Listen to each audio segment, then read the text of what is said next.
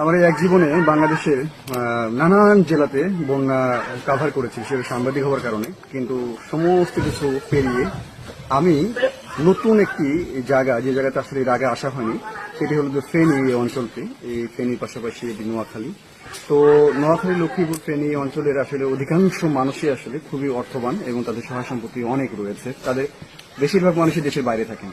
Interesting ব্যাপার হলো যে আমি সারা বাংলাদেশে যে জিনিসটি দেখিনি সেটা এখানে এসে দেখেছি। সেটি হলো যে যখন আমরা ত্রাণ নিয়ে এসেছি এবং তারা তো আসলে অসহায় হয়ে পড়েছেন পরিস্থিতির কারণে, কিন্তু যখন জিজ্ঞাসা করছি যে ত্রাণ দিয়ে গেছে, হ্যাঁ দিয়ে গেছে, কি দিয়েছে, অমুক দিয়েছে, আমি বললাম যে লাগবে আর, তো ওনারা বলছেন যে না আমার লাগবে না, পানি আছে, আমাদেরকে জিজ্ঞাসা করেন, আমরা তখন পানি দিই, স্পষ্ট তো।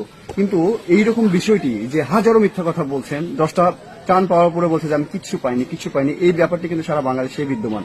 এই জায়গায় এসে ডিফারেন্ট একটা টাচ আমি পেয়েছি আমার সাংবাদিকতার লাইফে, এবং শুধুমাত্র তাই নয়, আমি দেখেছি যে এই